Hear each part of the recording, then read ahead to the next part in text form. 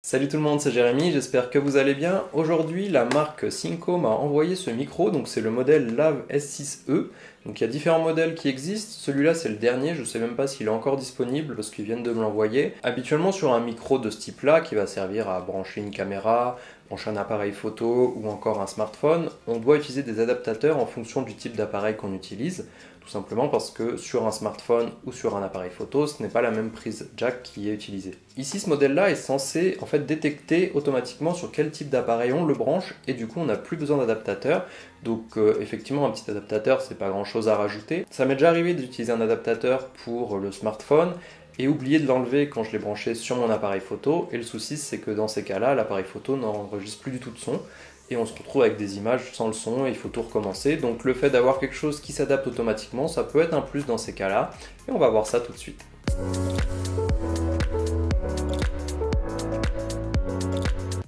Voilà, alors j'ai déjà sorti tout ce qui se trouve à l'intérieur de la boîte. Donc on est sur le Synco Lav S6e.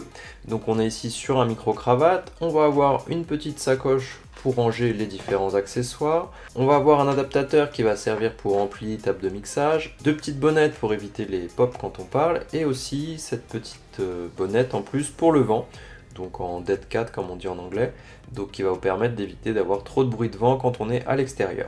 Le système est ici, donc on a le système de micro avec la petite pince pour venir l'accrocher, le système central qui va venir finalement faire un petit peu le boost audio et le jack 3.5 pour le brancher. Avant la première utilisation, on a juste besoin de venir ouvrir cette partie-là pour inclure la pile qui est fournie avec.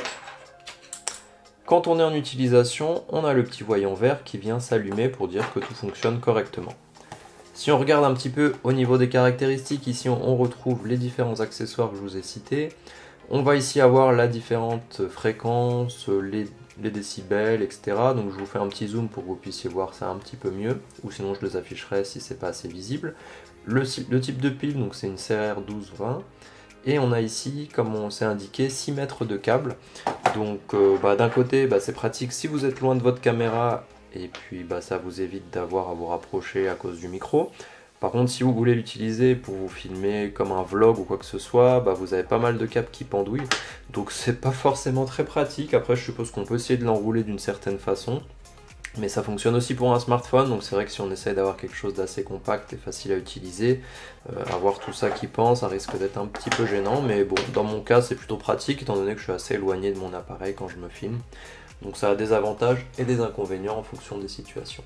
On va remettre la bonnette ici juste pour éviter que le son soit désagréable quand on l'utilise, qu'on ait des pops et tout ça. Donc juste pour vous faire voir, ici j'ai mon Mi Note 10 avec un port jack. Donc si on se branche dessus, on a directement le petit voyant vert qui s'affiche, donc qui montre que le système fonctionne. Je vous fais un test juste après ça pour vous montrer un petit peu la qualité avec le Mi Note 10. J'ai eu une surprise quand j'ai voulu l'utiliser avec le Mi 10, parce que le Mi 10 n'a pas de port jack. Il faut donc utiliser un adaptateur jack vers USB-C. Donc la première fois, les premiers tests que j'ai fait, donc je l'ai branché. J'ai regardé ici, j'ai vu que ça ne s'allumait pas, donc j'ai quand même essayé de l'utiliser, mais j'avais pas de son dans mes vidéos. Donc je me suis dit que c'était dommage, ça fonctionnait pas avec un adaptateur. Et puis une deuxième fois j'ai retesté, et puis je me suis rendu compte en fait si on retourne l'adaptateur dans l'autre sens, et là ça s'allume et ça fonctionne effectivement en vidéo. Donc je vous fais un test juste après pour que vous puissiez aussi voir la qualité avec. Donc c'est juste, je sais pas est-ce que ça vient du micro en tant que tel ou de l'adaptateur qui aurait un sens finalement d'utilisation. Donc c'est quelque chose à prendre en compte parce qu'au début moi je pensais que ça marchait pas et je savais pas qu'il y avait ces petites subtilités à avoir.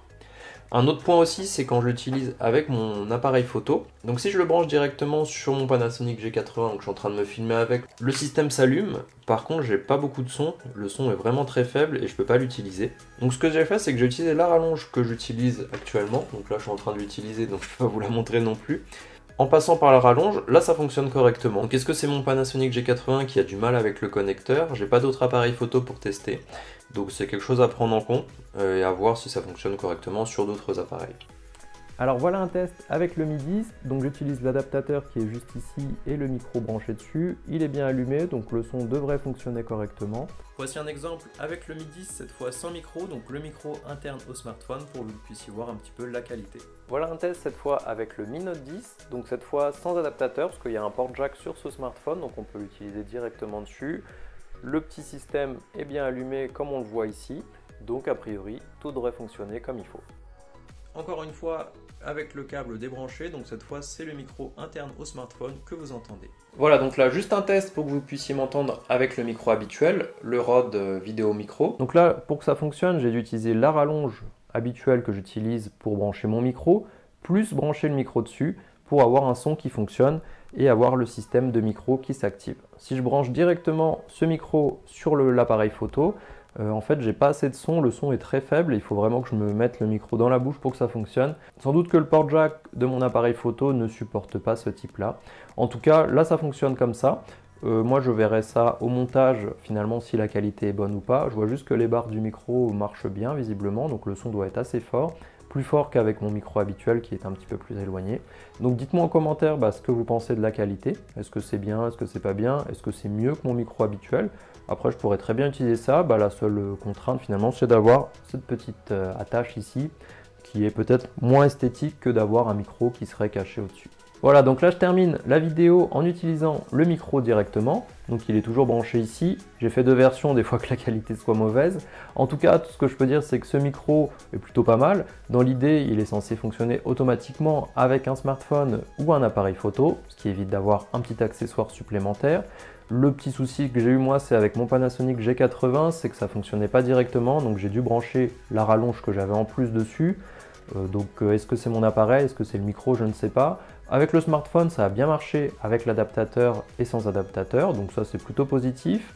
Le seul point aussi qu'il faut prendre en compte, c'est que le micro, le câble fait 6 mètres, donc ça peut être un petit peu dérangeant quand vous filmez comme ça à bout de bras avec un smartphone, d'avoir le câble qui pendouille un petit peu partout.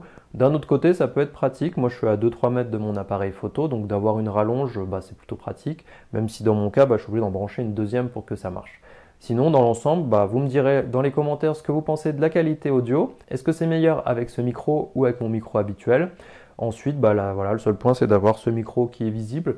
Pas forcément très pratique. Après, voilà, ça dépend. Ça fait aussi professionnel. Pourquoi pas d'avoir un micro-cravate. Et puis, si on a des t-shirts noirs ou une veste ou quelque chose, ça se voit pas forcément non plus. Donc voilà. Donc dites-moi en commentaire ce que vous en pensez et on se voit dans la prochaine vidéo.